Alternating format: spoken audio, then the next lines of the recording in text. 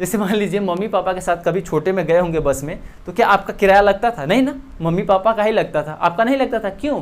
क्योंकि mummy papa के respect में आप बहुत छोटे हैं, आपको निगलेक्ट कर दिया जाता था, है ना। जो कंडक्टर होता था वो आपको निगलेक्ट कर देता था आपके मम्मी पापा के सामने। उसी तरह जहाँ भी ये देखिए एक्स जो है वो डी से बहुत छोटा है, यानी जहाँ जहाँ एक्स डी के साथ होगा वहाँ एक्स को निगलेक्ट कर दिया जाए।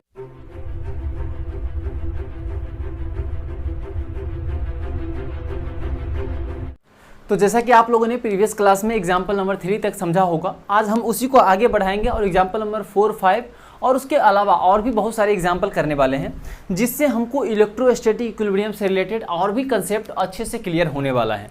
तो चलिए सबसे पहले हम लोग एग्जाम्पल नंबर 4 के बारे में डिस्कस करेंगे कि एग्जाम्पल नंबर 4 को किस तरह से सोल्व किया जाएगा। तो चलिए सबसे पहले आप एग्जाम्पल नंबर 4 को लिखिए।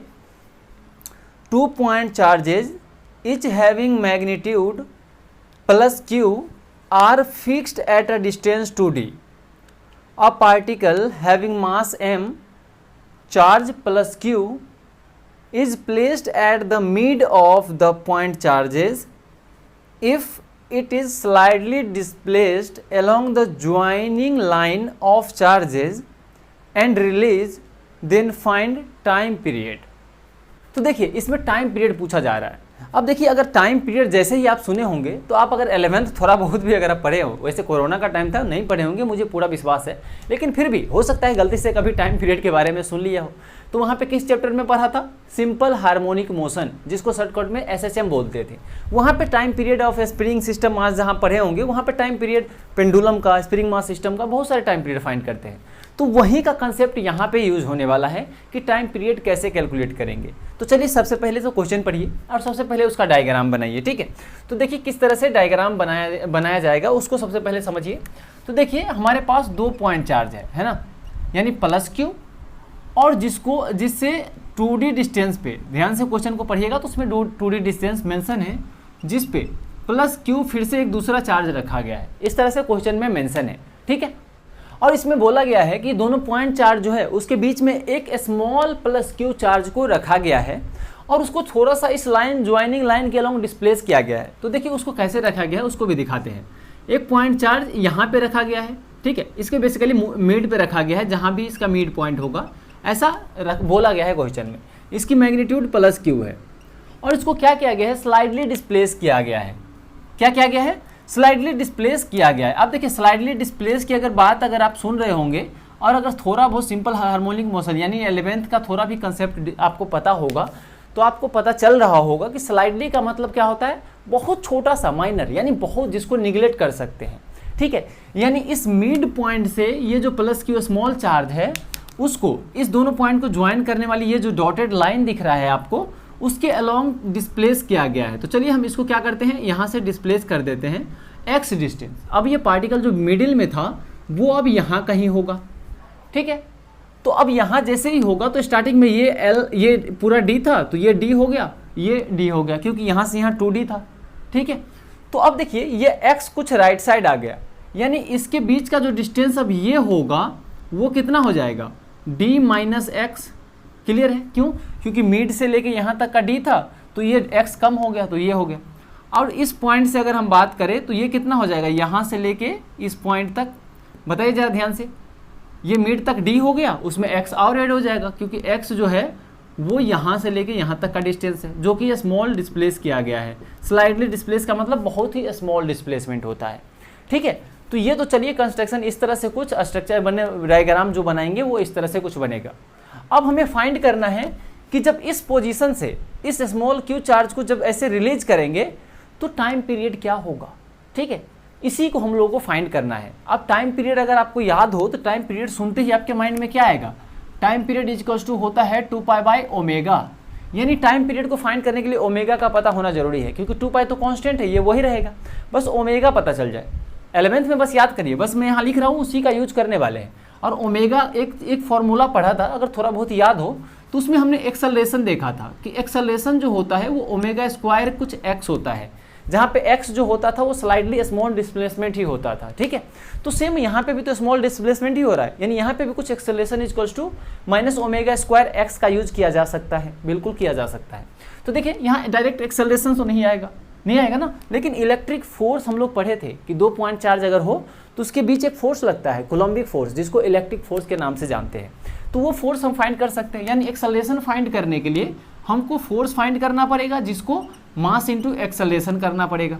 ये 3 फॉर्मूला आपको 11th क्लास से पता होना चाहिए। अगर ये पता है तभी आप इसको बेहतर तरीके से सोच पाएंगे। तो देखिए, हमको बेसिकली यहाँ पहुँचना है, जिसके लिए ओमेगा का होना जरूरी है। और ओमेगा कहाँ से निकल के आएगा? इस एक्सेलरेशन वाले से, ठीक है। और ये एक्सेलरेशन कहाँ से निकल के आएगा? फोर्स वाले से। यानी हमको नीचे से ऊपर तक मूव इस तरह से करना है, यानी पहले हमको फोर्स पता करना पड़ेगा जहाँ पे ये पार्टिकल अभी है। तो जरा ध्यान से देखिए, इस पॉइंट पे जो पार्टिकल है, इस पे फोर्स कौन कौन पार्टिकल लगा रहा होगा? एक तो बताइए कौन कौन लगा रहा होगा? ये चार्ज यही है ना, ये जो प्लस स्मॉल क्यू था, ये अब यहाँ पे है स्लाइडली डिस्प्लेस करने के बाद। तो इस पे जो फोर्स लगाएगा, एक तो मान लीजिए ये फर्स्ट है तो फर्स्ट इस पे लगाएगा, फिर ये दूसरा जो पॉइंट चार्ज प्लस क्यू है वो भी लगाएगा, ठीक है। तो ये क्या है? ये पॉजिटिव है और ये क्या है? पॉजिटिव है। तो जब 2 पॉजिटिव चार्ज हो तो एक दूसरे को सेम चार्ज क्या करता है? रिपेल करता है। यानी इसकी वजह से इस पे जो फोर्स आएगा वो कुछ इस डायरेक्शन में आएगा। चलिए हम इसको F1 बोल देते हैं, 1 की वजह से लग रहा है। अब ये भी प्लस, ये भी प्लस, रिपल्सिव फोर्स, यानी इसकी वजह से जो फोर्स लगेगा इस डायरेक्शन में वो F2 लगेगा। क्लियर है? इसकी को चलिए थोड़ा साइड कर देते हैं, F2 लगा। अब देखिए F1 F2 दोनों अपोजिट डायरेक्शन में। तो सबसे पहले आप यहाँ डायरेक्शन डिसाइड कर लीजिए। डायरेक्शन कैसे डिसाइड करिएगा? इस डायरेक्शन को पॉजिटिव मान लेते हैं, ऐसा हम मान सकते हैं। आप चाहे तो उल्टा ले लीजिए, ठीक है, हम ऐसा मान रहे हैं। और इस डायरेक्शन को क्या करते हैं? निगेटिव ले रहे हैं। तो देखिए इस P पॉइंट, ये पॉइंट यानी P पॉइंट हम बोल रहे हैं, ये जहाँ पे पार्टिकल है इसको नाम दे देते हैं P पॉइंट, ठीक है। जहाँ से इसको हम रिलीज ऐसे करेंगे, तो जैसे रिलीज करेंगे तो यहाँ देखिए ये जो डिस्टेंस है वो कम है और ये डिस्टेंस ज़्यादा है। तो आप ध्यान से अगर देखिएगा कोलम्बिक फोर्स से, तो force K Q1 Q2 upon R square होता है। यानी R जब इंक्रीज करेंगे तो फोर्स कम हो जाएगा, ठीक है, और R डिक्रीज करेंगे तो फोर्स बताइए बढ़ जाएगा। यानी ये डिस्टेंस कम है, यानी F2 जो होगा ज़्यादा होगा, यानी पार्टिकल इधर डिस्प्लेस होगा। जैसे ही छोड़ेंगे तो पार्टिकल किधर आएगा? इधर आएगा, है ना। और यहाँ आएगा, फिर वापस जाएगा, फिर यहाँ इस तरह से करेगा, SHM टाइप का करने लगेगा। उसी का टाइम पीरियड फाइंड करना है, इसीलिए हमने SHM का फॉर्मूला यहाँ पे यूज करा है, जो भी करा है। समझ में आया? तो बेसिकली हमको यहाँ पे क्या करना है? ये फोर्स लिखना है, कितना आएगा। तो बताइए इस पे फोर्स कौन कौन कैसे लिखेंगे? बताइए भाई, कैसे लिखेंगे फोर्स? तो P पॉइंट पे हमें फोर्स लिखना है, तो फोर्स इक्वल्स टू क्या लिखेंगे? ये दोनों क्या है? एक दूसरे के अपोजिट डायरेक्शन में। तो हम क्या करेंगे? F1 माइनस F2 कर देंगे। समझ में आया कैसे किए? F1 माइनस F2, हमने देखो F1 को पॉजिटिव ले लिया क्योंकि ये प्लस डायरेक्शन इस डायरेक्शन में लिया था और निगेटिव इस डायरेक्शन में लिया था, इसीलिए। बस सिंपल आप ये कर सकते हैं, ठीक है। तो आप इसको सिंपल आप वैल्यू लिखिए और इसको सोल्व करिए फोर्स को। तो यहाँ F1 कितना लिखेंगे बताइए? F1 का मतलब 1 पॉइंट की वजह से इस स्मॉल क्यू पे कितना फोर्स लग रहा है, तो K इस फॉर्मूले से लगेगा, इनटू इसकी वजह से फाइंड कर रहे हैं तो कैपिटल Q किस पे फाइंड कर रहे हैं? स्मॉल क्यू पे। स्मॉल क्यू डिवाइडेड बाय इस कैपिटल Q इस स्मॉल क्यू का बीच का डिस्टेंस कितना है? ये है। तो यहाँ लिखा D प्लस एक्स का होल स्क्वायर। क्लियर है? अब ये माइनस है तो माइनस, F2 का मतलब 2 की वजह से P पॉइंट पे लगने वाला फोर्स, ठीक है। तो देखिए K इंटू F2 का चार्ज, Q इंटू इसका charge small Q, K Q1 Q2 upon R square, ये हो गया D माइनस एक्स का होल स्क्वायर। सिंपल इस फॉर्मूले का यूज किए हैं और कुछ भी नहीं। अब देखिए सिंपल आप इसको सोल्व करिए। इसको जब सोल्व करेंगे तो कितना आएगा बताइए? इसका सबसे पहले तो ये लिख देते हैं D प्लस एक्स का whole square into D minus x का होल स्क्वायर। अब देखिए ये तो ऑलरेडी है, अब ये K Q इसको आप कॉमन ले लीजिए ताकि थोड़ा सा कैलकुलेशन आसान हो जाए। ये हो गया कॉमन, ठीक है। अब यहाँ ऊपर भी 1 ऊपर भी 1, तो देखिए यहाँ पे क्या होगा? D माइनस एक्स का whole square minus D plus x का होल स्क्वायर। ये तो सिंपल मैथ है बच्चों वाले, है ना, इसमें क्या ही समझाना। अब देखिए K capital Q small q into जब इसका स्क्वायर करेंगे तो क्या हो जाएगा? D का स्क्वायर और यहाँ भी D का स्क्वायर, तो ये प्लस या माइनस में है, तो ये D स्क्वायर दोनों तरफ से कैंसिल हो जाएगा। आप A प्लस बी का होल स्क्वायर लिख के और A माइनस बी का होल स्क्वायर लिख के आप दोनों कैंसिल कर लीजिएगा। मैं डायरेक्ट लिख देता हूँ। देखिए ये D स्क्वायर से D स्क्वायर कैंसिल, ये एक्स स्क्वायर बनेगा, यहाँ पे भी एक्स स्क्वायर, यहाँ माइनस के साथ बनेगा तो वो कैंसिल हो जाएगा, ठीक है। केवल यहाँ बनेगा माइनस 2dx, यहाँ बनेगा प्लस 2dx, जो कि माइनस से मल्टीप्लाई होकर माइनस हो जाएगा, यानी ऊपर पे आएगा माइनस 4dx, यहाँ से 2dx, यहाँ से माइनस 2dx, दोनों ही ऐड हो जाएगा, ठीक है, डिवाइडेड बाय। ये देखिए एक फॉर्मूला अगर आपको याद हो तो बहुत पहले ज़माने में पढ़ते थे, ए प्लस बी, है ना, देखिए क्या होता था, ए प्लस बी का इंटू ए माइनस बी, ये होता था A square minus B square, ऐसा कुछ। तो यहाँ देखिए ए प्लस एक्स का whole square D minus x का होल स्क्वायर, ऐसा कुछ है। तो इसको आप चाहे ना तो कुछ ऐसा शॉर्टकट में लिखा जा सकता है। देखिए इसी वाली चीज़ को आप लिखना चाहे तो आप ऐसा लिख सकते हैं क्या, D plus x into D minus x और इसका होल स्क्वायर दोनों पे था तो एक ही पे लिख दिया इस तरह से, और इसको हमने वो लिख सकते हैं। तो देखिए सिंपल क्या लिखा जा सकता है, यहाँ पे D square minus x square का होल स्क्वायर, ये लिख सकते हैं। ठीक है, यहाँ तक समझ में आया हमने कैसे लिखा? अगर यहाँ तक समझ में आया होगा तो आगे भी इजीली समझ में आ जाएगा, कोई दिक्कत नहीं होगा आगे भी समझने में। ठीक है, बस यहाँ तक आपको समझ में आना चाहिए। तो चलिए अब आगे डिस्कस करते हैं इसके आगे कैसे सोल्व किया जाएगा। तो देखिए यहाँ तक किए हैं, अब इसको हम थोड़ा सा आगे कुछ कंसेप्ट है उसको समझिएगा। ये x जो है वो स्लाइडली डिस्प्लेस किया गया है, अभी हम बात किए हैं। स्लाइडली का मतलब होता है बहुत छोटा सा डिस्प्लेसमेंट। ठीक है, तो देखिए x जो है वो d के कंपेयर में बहुत छोटा है, यानी ये जो d लेंथ है ना, दोनों के बीच का 2d डिस्टेंस यानी हाफ जो होगा वो स्मॉल d होगा, तो d के कंपेयर में बहुत छोटा है ना। और जब जैसे देखिए, जैसे मान लीजिए मम्मी पापा के साथ कभी छोटे में गए होंगे बस में, तो क्या आपका किराया लगता था? नहीं ना, मम्मी पापा का ही लगता था, आपका नहीं लगता था। क्यों? क्योंकि मम्मी पापा के रिस्पेक्ट में आप बहुत छोटे हैं, आपको निगलेक्ट कर दिया जाता था, है ना। जो कंडक्टर होता था वो आपको निगलेक्ट कर देता था आपके मम्मी पापा के सामने।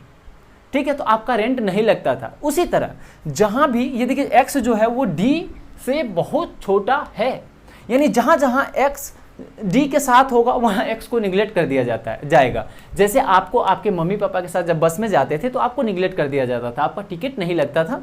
उसी तरह यहाँ जहाँ डी है और एक्स दोनों है ना, इस तरह से प्लस माइनस हो रहे हैं तो वहाँ पे निगलेक्ट कर दीजिए।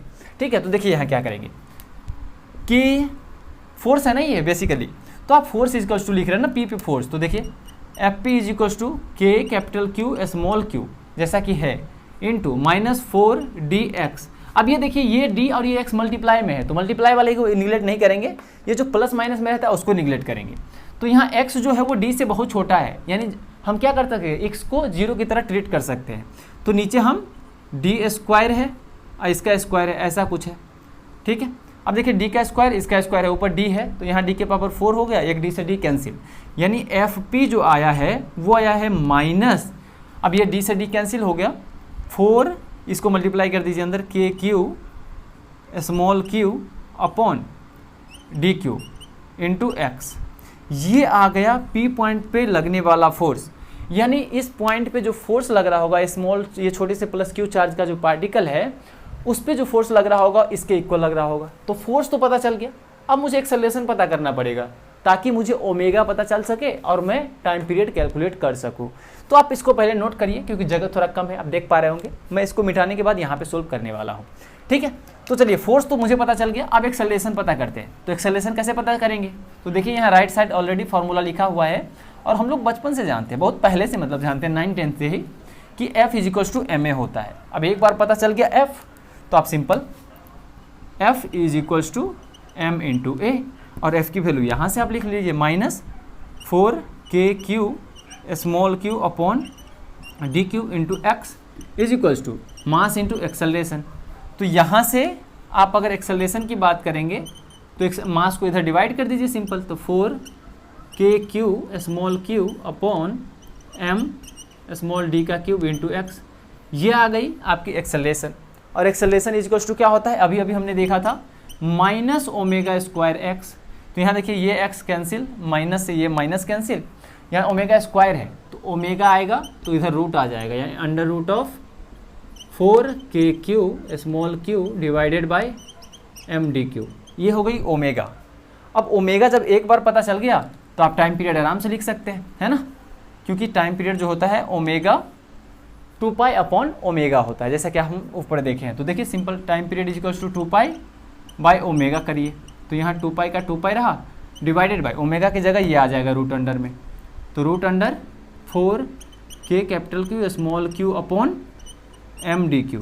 ठीक है, mdq ऊपर चला जाएगा तो time period equals to 2 under root of mdq, नीचे क्या आ जाएगा 4kq स्मॉल क्यू, ये आपका आंसर आ जाएगा जो मुझे फाइंड करना था। ठीक है, तो कैसे पता चला? सबसे पहले हमने क्या किया, सोल्व करने से पहले माइंड में ये लगाया कि टाइम पीरियड होता क्या है, तो 2π/ω पता चला। अब ये ओमेगा कैसे आएगा, तो हमारे माइंड में पता चला अच्छा SHM में ये पढ़े थे एक्सेलरेशन इक्वल्स टू -ω²x। अब एक्सेलरेशन कैसे पता चलेगा, ये फोर्स से आएगा, F इक्वल्स टू m। तो बस फोर्स यहाँ पे इलेक्ट्रिक फोर्स से लिख सकते हैं, तो हमने FP पर सबसे पहले पता किया, जैसा कि अभी हम लोगों ने यहाँ पे किया था। ठीक है, यहाँ बस इग्नोर कर दिया x को d के कंपेयर में। ठीक है, उसके बाद जैसे ही FP पता चला हमने ME से इक्वेट किया, एक्सेलरेशन पता चल गया, और एक्सेलरेशन इक्वल्स टू -ω²x होता है, दोनों को इक्वेट किया तो यहाँ से ओमेगा पता चल गया। और जब एक बार ओमेगा हाथ लग गया तो बस 2π/ω से हमने टाइम पीरियड कैलकुलेट कर लिया। यहाँ तक समझ में आया? इसको ध्यान से देखिए और इसको सोल्व करिए, बहुत ही ज़्यादा इंपॉर्टेंट क्वेश्चन है ना। इस तरह के क्वेश्चन बहुत बार पूछे जाते हैं और पहले भी पूछे जा चुके हैं, ताकि आपको इसको देखिए, इसको इतना अच्छे से कर लीजिए ताकि आपको इसमें कभी भी कोई भी प्रॉब्लम ना रहे। दूसरे क्वेश्चन भी हम इसी में थोड़ा सा चेंज करने वाले हैं और इसी पे बेस्ड करने वाले हैं, तो उसको करने के लिए आपको इसका समझना बहुत ज़रूरी है ताकि नेक्स्ट क्वेश्चन आप खुद से कर सके। ठीक है, तो चलिए सबसे पहले आप इसको नोट करिए, उसके बाद हम लोग सेकंड क्वेश्चन इसी में थोड़ा बहुत चेंज करके लिखते हैं। तो चलिए, अगर लिख लिए हैं तो इसको सबसे पहले हम मिटाते हैं, है ना, और फिर इसी में ज़्यादा नहीं बस थोड़ा सा चेंज करेंगे, है ना, ताकि आपको इससे रिलेटेड और भी कंसेप्ट अच्छे से क्लियर हो जाए। क्योंकि हमने स्टार्टिंग में ही बोल दिया है ये जो क्वेश्चन है वो इम्पोर्टेंट है, और बोल दिया है मतलब इम्पोर्टेंट है भाई, मैं मजाक नहीं करता इस मामले में, है ना, बिल्कुल भी नहीं, सीरियस रहो, इस सब एग्ज़ाम में पूछे जा सकते हैं। क्लियर है? तो चलिए सबसे पहले हम क्या करेंगे, अब एग्जाम्पल नंबर शायद 4 किया था, अब 5 करेंगे, है ना। एग्जाम्पल की कमी नहीं करना है, एग्जाम में 4 क्या आना है एकदम, है ना, बस आप अच्छे से यहाँ समझते चलिए। तो चलिए एग्जाम्पल नंबर 5 लिखिए, जो कि 4 में ही थोड़ा बहुत चेंज करने के बाद होगा। तो लिखिए, if in the previous problem charge of particle -q and it is slightly displaced perpendicular to joining line of the charges and release, then find its time period. अब देखिए ये भी कुछ वैसे ही है जैसा कि अभी अभी किया था, बस इसमें थोड़ा सा चेंज है, यहाँ पे भी कॉन्सेप्ट सेम होने वाला है। तो चलिए सबसे पहले क्वेश्चन पढ़िए, पिछले क्वेश्चन ही है तो पढ़ना क्या है ना। तो सबसे पहले आप डायग्राम बनाइए, देखिए क्या किया गया है, इसमें भी 2 पॉइंट चार्ज रखा गया है ऐसे ही कुछ, है ना, जो कि 2L डिस्टेंस पे जैसा कि उस वाले में था। सेम क्वेश्चन में कुछ भी नहीं किया गया है, बस छोटे चार्ज को माइनस से रिप्लेस कर दिया गया है। तो देखिए ये हो गया। अब इस दोनों के बीच में एक चार्ज रखा गया है जिसमें -q चार्ज है, पहले में प्लस था। ठीक है, अब ये d होगा, ये d होगा, क्यों? क्योंकि यहाँ से यहाँ 2d था, स्टार्टिंग पहले 4th नंबर क्वेश्चन में लिखा हुआ था, उसी का सेकंड पार्ट है ये क्वेश्चन। अब इस बार हमने क्या किया है, इस वाले पार्टिकल को हमने इस लाइन के अलोंग डिस्प्लेस नहीं किया है, इस दोनों पॉइंट को प्लस है सॉरी, इस दोनों पॉइंट चार्ज को ज्वाइन करने वाली जो ये डॉटेड लाइन है इसके परपेंडिकुलर डायरेक्शन में इसको डिस्प्लेस किया गया है, यानी इस लाइन के अलोंग इस वाले -q चार्ज को डिस्प्लेस किया गया है। ऐसे ही कुछ क्वेश्चन में लिखा है, तब पूछा गया है बताओ कैसा, इस पर कितना टाइम पीरियड इसकी कितनी होगी। तो ज़रा ध्यान से समझिएगा, यहाँ से हमने इसको क्या किया, ऊपर की तरफ, यहाँ से इसको ऊपर की तरफ यहाँ डिस्प्लेस कर दिया, यानी ये पार्टिकल यहाँ है, x डिस्प्लेस किया ऊपर की तरफ। ठीक है, यहाँ तक क्लियर है, x डिस्प्लेस कर दिया। अब मुझे जैसे x डिस्प्लेस करेंगे तो यानी चार्ज -q यहाँ आ जाएगा, क्लियर है, और इसका मास भी गिवन था m, है ना, पहला वाला चार्ज क्वेश्चन में 4th नंबर में। तो अब मुझे अब बताना है कि इसका टाइम पीरियड बताओ। तो ज़रा ध्यान से देखिएगा और ज़रा ध्यान से बताइए, इस पे जो फोर्स लगेगा वो कितना लगेगा। आप सोच रहे होंगे आप फोर्स की बात क्यों कर रहे हैं, क्योंकि जैसे 4th नंबर में हमने बात किया था, हमको टाइम पीरियड पता करना है, यानी 2π/ω फाइंड करना है, और ओमेगा फाइंड तभी कर पाएंगे जब एक्सेलरेशन निकालेंगे। क्यों? क्योंकि एक्सेलरेशन इक्वल्स टू ω² -ω²x होता है। ठीक है, और एक्सेलरेशन तभी फाइंड कर पाएंगे जब फोर्स फाइंड करेंगे, क्योंकि force equals to mass into acceleration होता है। इसलिए हम सबसे पहले फोर्स पे बात करेंगे, जिस पॉइंट से रिलीज किया जाएगा उस पॉइंट पे फोर्स निकालिए। ठीक है, तो देखिए इस पे अगर हम फोर्स की बात करेंगे तो वो कुछ इसके ज्वाइनिंग वाले लाइन के अलोंग लगेगा, क्योंकि फोर्स हमेशा 2 पॉइंट को ज्वाइन करने वाले लाइन के अलोंग लगता है। स्टार्टिंग में जब कूलॉम्स लॉ पढ़ रहे थे वहाँ पे हमने पढ़ा है, अगर आपने वो वीडियो नहीं देखा है तो लिंक डिस्क्रिप्शन में मिल जाएगा, आप वहाँ जाके उस सबको हर एक लेक्चर को ध्यान से देखिए, ताकि इलेक्ट्रोस्टैटिक्स में आपका इतना अच्छा कॉन्फिडेंस आ जाए कि आपको कभी कोई प्रॉब्लम ही ना हो। क्योंकि इलेक्ट्रोस्टैटिक्स से हर साल 2 से 3 क्वेश्चन जेईई एडवांस किसी भी एग्जाम में आप बैठिए वहाँ पूछे ही जाते हैं, और आसान होते हैं, ऐसा भी नहीं बहुत ज़्यादा हार्ड होते हैं। अगर एडवांस की बात ना करें, अगर मेंस की बात करें या फिर मेडिकल की बात करिएगा तो क्वेश्चन आसान होते हैं, नॉर्मल चीज़ आपको पता है तो आप सोल्व करके आ जाएंगे। तो देखिए इस पॉइंट P पे, मान लीजिए ये पॉइंट P है, इस पी पॉइंट पे हमें फोर्स फाइंड करना है कि कितना लग रहा होगा इस पर, क्योंकि मुझे एक एक्सेलरेशन फाइंड करना है और उसके बाद ओमेगा फाइंड करना है। ठीक है, तो देखिए फोर्स कैसे लगेगा, ये पॉजिटिव है ये निगेटिव है, यानी इस दोनों के बीच जो फोर्स लगेगा वो अट्रैक्टिव लगेगा और वो कुछ इस डायरेक्शन में लगेगा। ठीक है, इसका हमने नाम दे दिया, इसको मान लीजिए F1। चलिए दोनों सेम ही चार्ज है तो इसको F नाम दे देते हैं। F फोर्स लग रहा होगा, ये भी प्लस क्यू ये भी प्लस क्यू, यानी जितना फोर्स ये इधर लगाएगा उतना ही फोर्स ये इधर लगाएगा। क्लियर है, तो अब देखिए ध्यान से कितना लगाएगा वो आपको पता चल जाएगा। अब इसके डायरेक्शन में ये प्लस ये माइनस, यानी इस डायरेक्शन में अट्रैक्टिव लगेगा F। ये दोनों सेम क्यू लिखा क्योंकि ये भी प्लस क्यू ये भी प्लस क्यू और माइनस क्यू पे लगा रहा है, तो दोनों फोर्स K Q1 Q2 अपन R² से इक्वल आ जाएगा। ठीक है, अब जरा ध्यान से देखिएगा, है ना, तब समझ में आएगा। देखिए ये जो है हमने क्या कर रहे हैं ना, सबसे पहले हम क्या करेंगे, इस पे एक हॉरिजॉन्टल लाइन ड्रॉ करते हैं। वो क्यों कर रहे हैं अभी आपको समझ में आ जाएगा। ये वर्टिकल लाइन ऑलरेडी तो है ही सही। अब ये बताइए ये जो फोर्स F लग रहा है वो क्या हॉरिजॉन्टल में लग रहा है? नहीं लग रहा है। क्या वर्टिकल में लग रहा है? नहीं लग रहा है। जब कोई फोर्स, जब वेक्टर क्वांटिटी न हॉरिजॉन्टल लगे न वर्टिकल, यानी ना किसी प्रॉपर डायरेक्शन में लगे, तब हम उसको कंपोनेंट लेते हैं ताकि उसको किसी प्रॉपर डायरेक्शन में कर सके। ठीक है, तो इसको हम कंपोनेंट लेंगे। आप कंपोनेंट कैसे लेंगे उसको ध्यान से समझिएगा। देखिए जरा, इसको हम क्या करते हैं, इस वाले एंगल को हम थीटा बोल देते हैं, इस वाले एंगल को थीटा बोल देते हैं, तो ये वाला भी थीटा हो जाएगा क्योंकि दोनों तरफ ये भी डी, तो ये दोनों एंगल इक्वल हो जाएगा। अब देखिए ये F जो है इसका कंपोनेंट एक इस पे नीचे की तरफ आ जाएगा इस पार्टिकल पे, और इस F का फिर से एक नीचे की तरफ आ जाएगा। समझ में आ रहा है कैसे आ रहा है? तो अब देखिए पहले इसका इस F का बात कर लेते हैं। ये थीटा इस वाले साइड से सटा हुआ है और जिस साइड से एंगल सटा होता है वो कंपोनेंट कॉस थीटा होता है। C से सटना, C से कॉस। ठीक है, तो F ये आ जाएगा F कॉस थीटा। ठीक है, और इसका ये कंपोनेंट तो नीचे आ गया। ये हॉरिजॉन्टल कंपोनेंट कितना आएगा इस डायरेक्शन में, F साइन थीटा। क्यों? क्योंकि नीचे कॉस थीटा हो चुका है। अब देखिए इस वाले की बात करते हैं। ये वाले का इधर कौन सी थीटा आएगा? Cos theta. क्यों? क्योंकि ये थीटा इस वाले साइड से, जिधर कंपोनेंट ले रहा है उस वाले साइड से सटा हुआ है, तो ये हो गई F कॉस थीटा। ये तो चलिए ये कंपोनेंट हो गई। इसका एक हॉरिजॉन्टल आएगा इस डायरेक्शन में। ठीक है, तो ये आएगा F साइन थीटा। एक कॉस होता है तो दूसरा साइन होता है। अब देखिए ये F साइन थीटा है, ये भी F साइन थीटा है, और एक दूसरे की क्या है? अपोजिट है। तो ऐसा होता है वेक्टर क्वांटिटी में, तो एक दूसरे को कैंसिल कर देता है। कर दिया। अब बताइए P पॉइंट पे जो नेट फोर्स लग रहा होगा, जो मुझे फाइंड करना है, वो कौन कौन से फोर्स लग रहे हैं? एक तो ये लग रहा है, एक ये लग रहा है। ठीक है, डायग्राम आप साफ सुथरा से बनाइएगा, है ना। तो देखिए F cos theta plus F cos theta, जो कि इस हॉरिजॉन्टल डायरेक्शन में, सॉरी वर्टिकल डायरेक्शन में लग रहा है। अब इस दोनों को ऐड करिएगा तो कितना आ जाएगा? 2F cos theta. क्लियर है? अब सिंपल देखिए क्या करेंगे, इसको सोल्व करिए। FP is equals to, F की वैल्यू कितनी होगी? इस दोनों पॉइंट के बीच लगने वाला फोर्स जो है वही तो है F, तो 2 इंटू K इंटू, इसकी वजह से फाइंड कर रहे थे तो Q1 की जगह कैपिटल Q, Q की जगह स्मॉल q, ये आ गया, डिवाइडेड बाई इसके और इसके बीच बताइए P और इस फर्स्ट पॉइंट, इसको फर्स्ट नाम दे देते हैं, इसका सेकेंड नाम दे देते हैं। तो फर्स्ट और P के बीच जो डिस्टेंस होगा वो कितना होगा? तो ध्यान से आप देखिएगा तो आपको पता चलेगा ये एक राइट एंगल ट्राइंगल है राइट एंगल ट्राइंगल, जिसका बेस D है और परपेंडिकुलर जो होता है वो क्या है बताइए? अरे बोलिए भाई, ये क्या है? ये बेस है या परपेंडिकुलर होगा? तो हमने ये एंगल लिया है ना, तो इस एंगल के रिस्पेक्ट में ये D जो है वो परपेंडिकुलर है और x जो है बेस है, और हाइपोटेनस क्या होता है? परपेंडिकुलर का स्क्वायर अंडर रूट में प्लस बेस का स्क्वायर। यानी ये यहाँ से लेके यहाँ तक का जो डिस्टेंस होगा आप उसको ऐसे लिख सकते हैं, under root of D square plus x square. ये डिस्टेंस भी सेम होगा, है ना, under root of D square plus x square. Clear है? तो यहाँ पे K Q1 Q2 अपन R स्क्वायर की जगह क्या आ जाएगा? इसी का square, under root of D square plus x square का स्क्वायर। क्लियर है?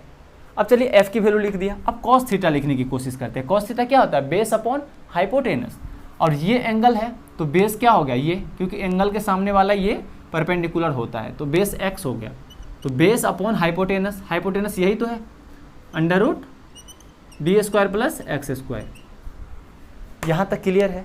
अब इसी को नेक्स्ट स्टेप चलिए बढ़ाते हैं। देखिए इसको सिंपल मल्टीप्लाई कर दीजिए, तो 2K capital Q into small q into x divided by, देखिए ज़रा ध्यान से, ये स्क्वायर हो जाएगा तो ये D square plus x square हो जाएगा, यहाँ रूट में है तो यहाँ पे हो जाएगा D square plus x square के पावर 3/2।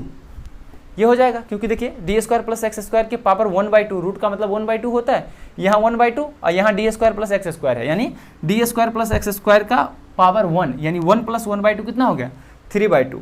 ये समझ में आया। अब देखिए यहाँ पे अब थोड़ा साइन का ध्यान दे देते हैं, है ना, क्योंकि यहाँ पे जो है -ω²x है, तो इसी टाइप का फॉर्मेट में एफ भी आना चाहिए। देखिए ध्यान से कैसे आएगा, एक्सेलरेशन भी आना चाहिए। तो वो कैसे आएगा, तो देखिए हमने क्या किया ना, यहाँ पे ऊपर डायरेक्शन को पॉजिटिव ले लिया और नीचे डायरेक्शन को निगेटिव, जैसा कि हमने इससे पहले वाले पार्ट में राइट डायरेक्शन को पॉजिटिव लिया था तो F1 - F2 लिखा था, लेफ्ट डायरेक्शन को निगेटिव। उसी तरह नीचे जो लग रहा है उसको हम होल को निगेटिव के साथ लिखेंगे। क्यों? क्योंकि ये नीचे वाले डायरेक्शन को हमने निगेटिव रखा है, तो ये माइनस आ जाएगा। ये समझ में आया कि यहाँ भी अभी दिक्कत है कुछ, ये भी माइनस और यहाँ भी माइनस आ गया, ठीक है, क्योंकि x जो है स्लाइडली डिस्प्लेस किया गया है ना, तो x कंपेयर टू d बहुत छोटा होगा। तो आप यहाँ पे एक कंडीशन लगा सकते हैं कि d जो है वो x से बहुत बड़ा है, x बहुत छोटा है, तो आप x को क्या कर सकते हैं, निगलेक्ट कर सकते हैं, यानी यहाँ से जो आप फोर्स लिखेंगे तो -2 कैपिटल KQ इतना x ऊपर रहेगा और नीचे डी स्क्वायर का पावर 3/2, तो ये 2 से 2 कैंसिल, यानी नीचे आ जाएगा dq। आपके पास ये आ गया f की वैल्यू। तो आप सिंपल उसी को जैसा कि अभी लिखा था Fp = ma, बस आप इसको इक्वेट कर दीजिए। Fp क्या आया है, -2k capital Q small q divided by dq into x = ma। तो यहाँ से आप एक्सेलरेशन कैलकुलेट कर सकते हैं, m को इधर मल्टीप्लाई करिए, -2k q small q upon m dq into x। ये आ गई एक्सेलरेशन। ज़रा इसको ध्यान से देखिए, एक्सेलरेशन आ चुका है। अब जब एक्सेलरेशन आ चुका है तो ओमेगा आ जाएगा, -ω²x से इक्वेट कर दीजिए। तो आप इसको पहले नोट कर लीजिए, फिर हम -ω²x से इक्वेट करते हैं, ठीक है। तो देखिए अगर नोट कर लिए हैं तो चलिए इसको मिटाते हैं और फिर अब जो एक्सेलरेशन आया है उसको -ω²x से इक्वेट करेंगे, ताकि वहाँ से हमें ओमेगा पता चल सके, जिसकी हेल्प से हम लोग यहाँ टाइम पीरियड कैलकुलेट कर सकते हैं। तो देखिए कैसे आएगा, हम लोग जानते हैं एक्सेलरेशन जो होता है वो -ω²x के इक्वल होता है, ठीक है। तो अब सिंपल एक्सेलरेशन कितना है, यहाँ से देखिए -2k capital Q small q upon md³ into x। ये तो एक्सेलरेशन हो गई, किसके इक्वल करनी है, -ω²x की। तो यहाँ देखिए x माइनस कैंसिल, यहाँ से ओमेगा, यहाँ ओमेगा स्क्वायर है तो इधर रूट हो जाएगा, यानी omega = √2k capital Q small q upon md³। ये आ गया ओमेगा।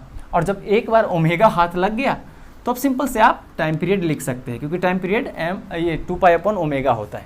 तो देखिए टाइम पीरियड = 2π/ω, तो 2π डिवाइडेड बाय √ω, यहाँ से लिख दीजिए 2kq अपॉन md³, ठीक है। आप इसी को जब इक्वेट करेंगे तो क्या आ जाएगा, 2π √md³ ऊपर चला जाएगा, md³ upon 2k capital Q into small q।